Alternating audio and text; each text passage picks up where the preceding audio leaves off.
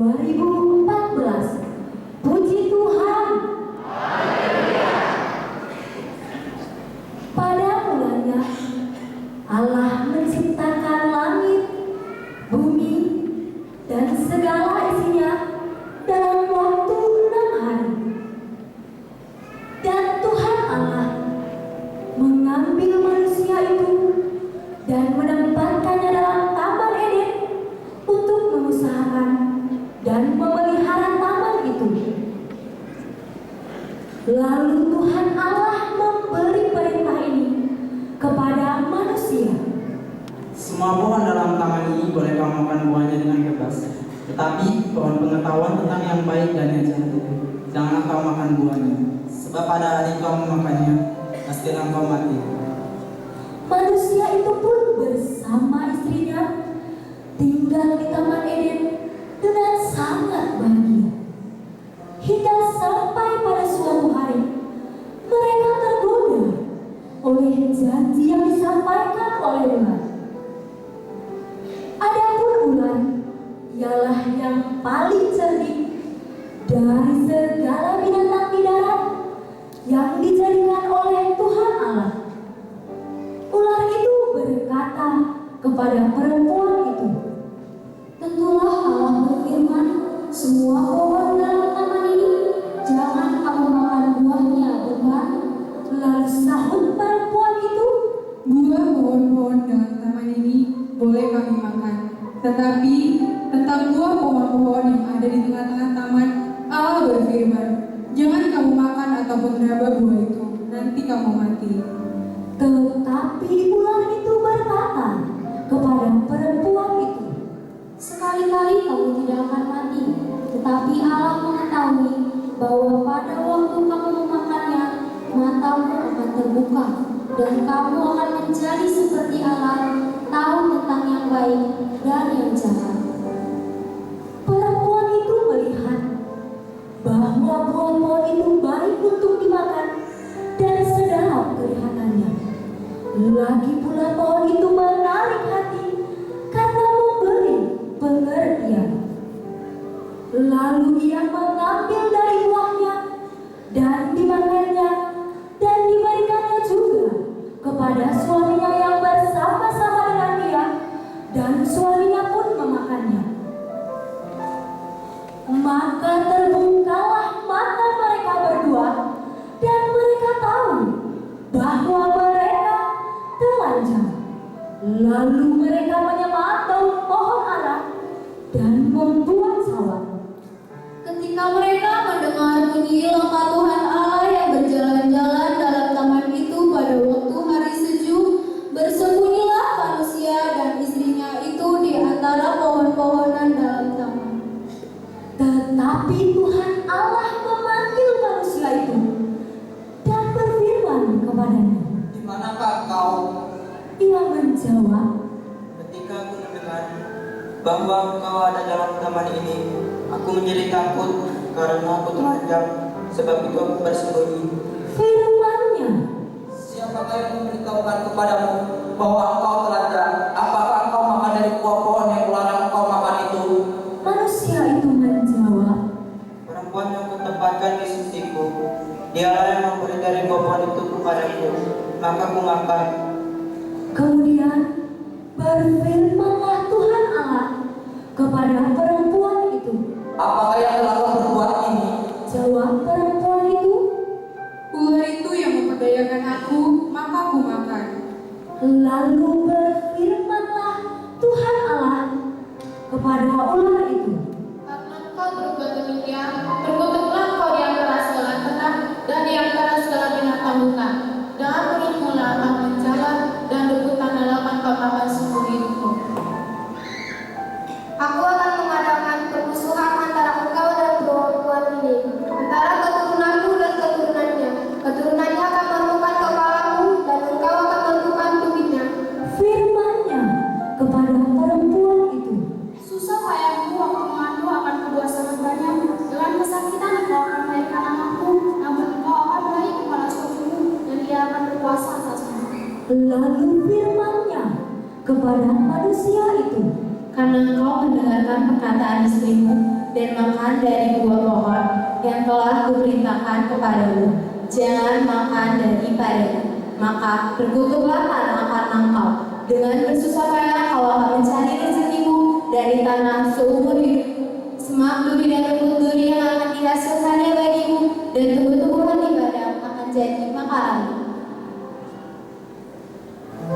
Dengan berbelu engkau akan mencari makananmu sampai engkau kembali menjadi tanah, karena dari situlah engkau diambil.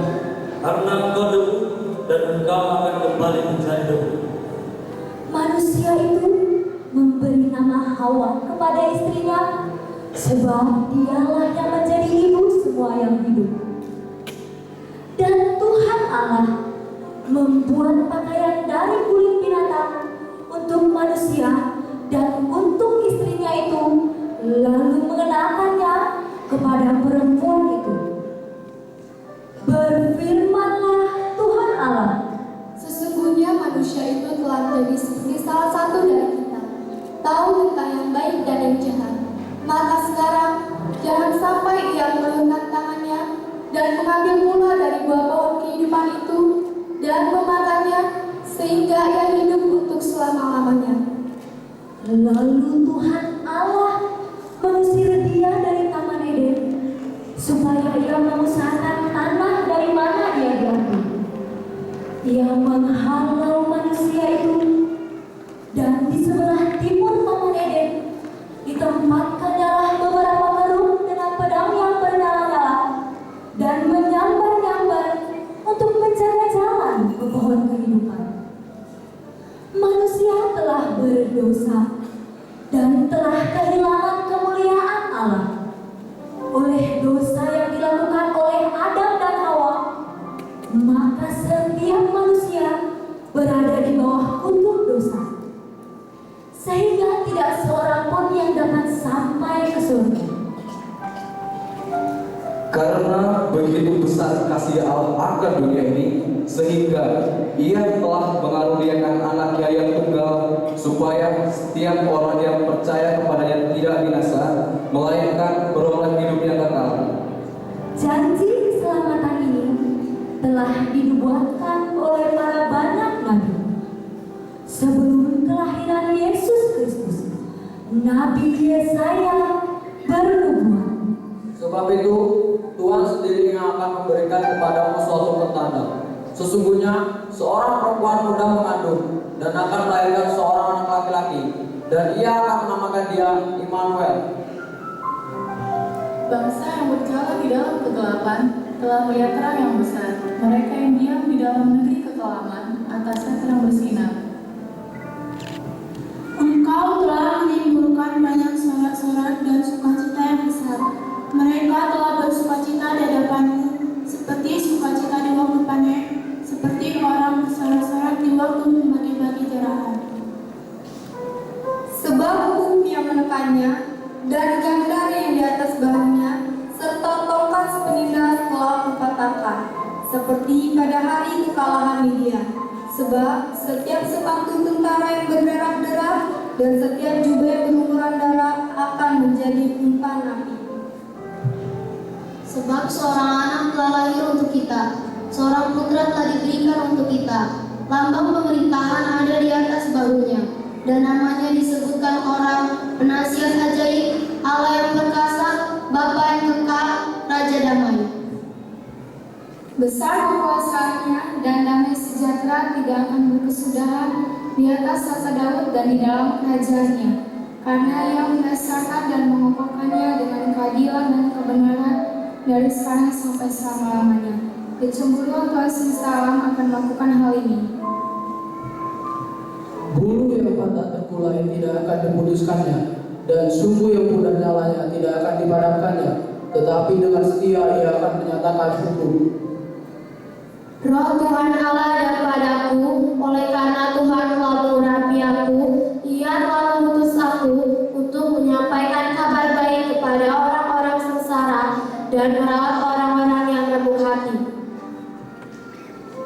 Untuk memberitakan kebebasan kepada orang-orang tawanan dan kepada orang-orang yang terkurung pelepasan dari penjara, dan untuk memberitakan tahun rahmat Tuhan dan hari pembalasan Allah. untuk menghibur semua orang berkabung, untuk mengaruniakan kepada mereka perhiasan kepala ganti abu, minyak untuk pesta ganti kain kabung, nyanyian puji-pujian ganti semangat yang pudar, supaya orang menyebutkan mereka pohon terbat dan kebenaran, tanaman Tuhan untuk memperlihatkan keagungannya. Nabi-nabi lainnya pun bernubuat tentang Sang Juru Selamat, dan setelah ratusan tahun tibalah saatnya Allah menurut rencananya menggenapi janjinya. Allah menyuruh malaikat Gabriel pergi ke sebuah kota di Galilea bernama Nazaret kepada seorang perawan yang bertunangan dengan seorang yang bernama Yusuf dari keluarga Daud. Nama perawan itu Maria. Ketika malaikat itu masuk ke rumah Maria, ia berkata, "Jangan takut, hai Maria, sebab engkau beroleh kasih karunia di hadapan Allah, dan sesungguhnya engkau akan mengandung dan melahirkan seorang anak laki-laki, dan hendaklah engkau menamai dia Yesus. Ia akan menjadi besar dan akan disebut anak Allah yang Maha Tinggi. Dan Tuhan Allah telah mengaruniakan kepadanya tahta Daud, bapa leluhurnya, dan ia akan menjadi raja atas kaum keturunan Yakub sampai selama-lamanya, dan kerajaannya tidak akan berkesudahan." kata Maria kepada malaikat itu, Bagaimana hal itu mungkin terjadi karena aku belum bersuami? jawab malaikat itu kepadanya, Roh Kudus akan turun ke atasmu, dan kuasa Allah yang Maha Tinggi akan menaungi engkau. Sebab itu, anak yang akan kau lahirkan itu akan disebut Kudus, anak Allah. kata Maria. Dan sesungguhnya Elizabeth sanakku itu, ia pun telah mengandung seorang anak laki-laki pada hari tuanya. Dan inilah buah yang keenam bagi dia yang disebut manggil itu, sebab bagi Allah tidak ada yang mustahil. Lalu jawab Maria, Sesungguhnya aku ini adalah hamba Tuhan. Jadilah padaku menurut perkataanmu itu. pada waktu itu Kaisar Agustus mengeluarkan suatu perintah menyuruh mendaftarkan semua orang di seluruh dunia. Inilah pendaftaran yang pertama kali diadakan sewaktu Kirenius menjadi wali negeri di Syria. Maka pergilah semua orang mendaftarkan diri masing-masing di kotanya sendiri. Demikian Yusuf pergi dari kota Nazaret di Galilea ke Yudea, ke kota Daud yang bernama Betlehem, karena ia berasal dari keluarga dan keturunan Daud, supaya didaftarkan bersama-sama dengan Maria, tunangannya yang sedang mengandung. Ketika mereka di situ, tibalah waktunya bagi Maria untuk bersalin, dan ia melahirkan seorang anak laki-laki, anaknya yang sulung, lalu dibungkusnya dengan lampin dan dibaringkannya di dalam palungan, karena tidak ada tempat bagi mereka di rumah penginapan. Berita kelahiran Yesus disampaikan Allah melalui malaikatnya kepada para gembala di padang melalui bintang terang kepada orang Majus dari timur. Aku datang segera, peganglah yang ada padamu, supaya tak seorang pun mengambil mahkotamu. Puji Tuhan.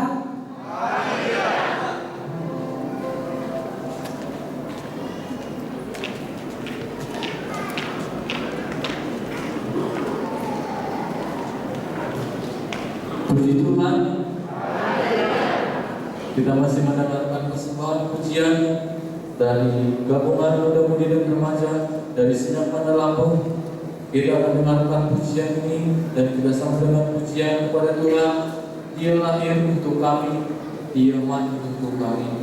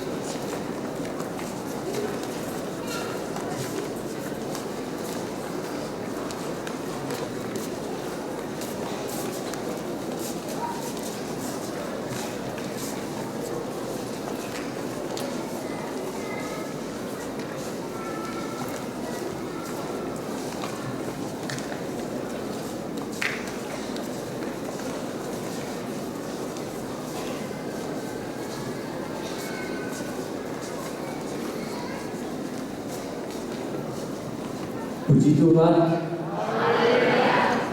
Baiklah, kita akan masuk dalam acara penyerahan ini. Nanti saya panggilkan nama-nama yang akan menyalakan diri. Saya panggilkan satu persatu untuk maju ke depan ini. Pertama, Saudara Enrico Pangkalan dari Penalampung.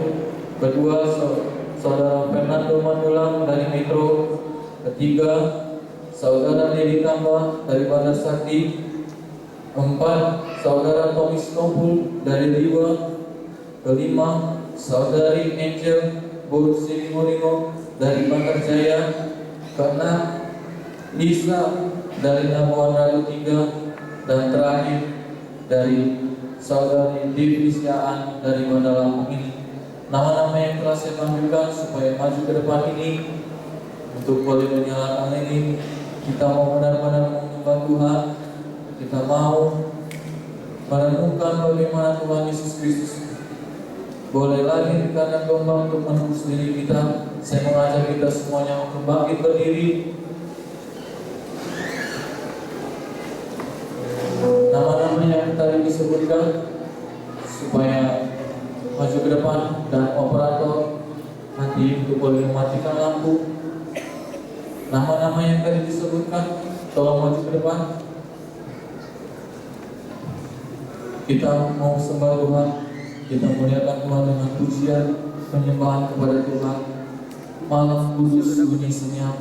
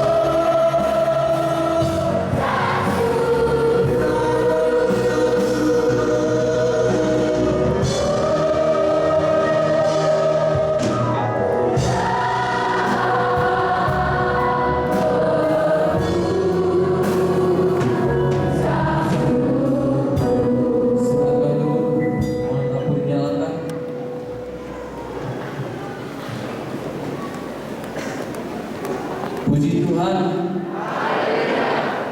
Baiklah saudaraku kasih di dalam nama Tuhan, tiba saatnya kita akan mau dengarkan firman Tuhan. Namun terlebih dahulu kita berdoa untuk mendoakan firman Tuhan, mendoakan pribadi kita lepas pribadi, supaya benar-benar Tuhan singkapkan firman Tuhan dalam pribadi kita, dan kita berdoa mendoakan hamba-Nya yang akan menyampaikan firman Tuhan. Nanti sama-sama kita berdoa dipimpin oleh saudara kita Renaldo Aritonan, dan nanti sekaligus kita mengumpulkan persembahan kepada Tuhan, persembahan yang terbaik kepada Tuhan. Kita akan pujian penyembahan kepada Tuhan dengan pujian, Kau berfirman, apapun yang terjadi dalam hidupku ini, Yeah.